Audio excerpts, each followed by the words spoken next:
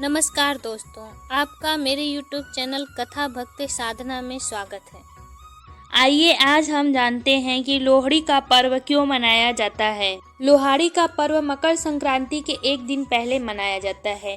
यह पर्व मुख्य रूप से पंजाब और हरियाणा में मनाया जाता है। इस पर्व के 20-25 दिन पहले ही लोग लोकगीत गाकर लकड़ी और उपले इकट्ठे करते हैं। इस पर्व पर शाम के समय लोग तैयार होकर एक जगह इकट्ठा होते हैं, फिर आग जलाई जाती है। साथ ही आग के आसपास घेरा बनाकर दुल्ला बट्टी की कहानी सुनी जाती है। लोहड़ी पर दुल्ला बट्टी की कहानी सुनने का खास महत्व है। इसके अलावा इस दिन आग के चारों ओर सभी लोग नाच गाना करते हैं। वहां उपस्थित सभी लोग प्रसाद के रूप में तिल, गुड़, रेवड़ी, मूंगफली को भोग लगाकर एक दूसरे में बांटते हैं। इसके साथ ही पंजाबी समुदाय घर लौटते समय लोहड़ी में से 2-4 दहकते कोयले भी प्रसाद के रूप में घर ले आते हैं। आज भी यह प्रथा जारी है। यह उत्सव शाम से शुरू होकर देर रात तक चलती है। ढोल की थाप पर गिद्दा और भांगड़ा नृत्य किया जाता है।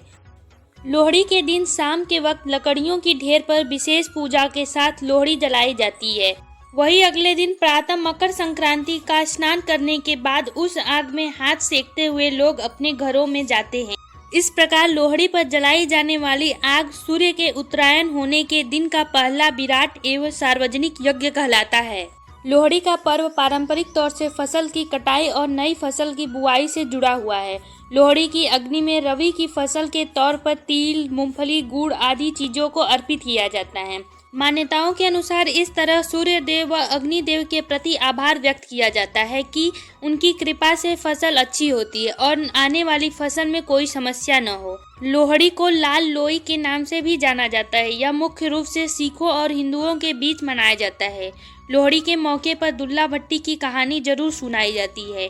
इस कहानी के बिना लोहड़ी की रस्म पूरी नहीं होती है। दुल्ला भट्टी से जुड़ी एक लोक कथा भी पर्व से जुड़ी हुई है। मुगल काल में अकबर के शासन काल के दौरान दुल्ला भट्टी नामक एक व्यक्ति था। वह पंजाब में रहता था। दुल्ला भट्टी के पुरखे भट्टी राजपूत कहलाते थे। दुल्ला भट्टी गरीबों का मसीहा था। ऐसा माना जाता है कि दुल्ला भट्टी ने अपना साहस दिखाकर कई लड़कियों को अमीर सौदागरों से बचाया है। उस समय कई लड़कियों को अमीर घरानों में बेचा जाता। दुल्ला भट्टी ने इसके खिलाफ आवाज बुलंद की और उन लड़कियों को बचाया तथा उनकी शादी भी करवाई।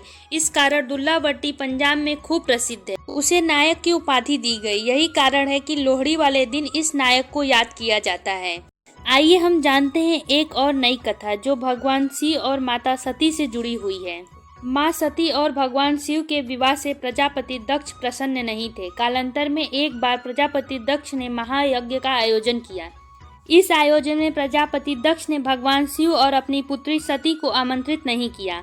उस समय माता सती ने पिता के यज्ञ में जाने की इच्छा भगवान शिव से जताई, साथ ही अनुमति भी मांगी। तब भगवान शिव ने कहा, बिना आमंत्रण के किसी घर जाना उचित नहीं होता है। ऐसी परिस्थिति में सम्मान की जगह अपमान होता है। इसके लिए आप अपने पिता के घर न जाएं।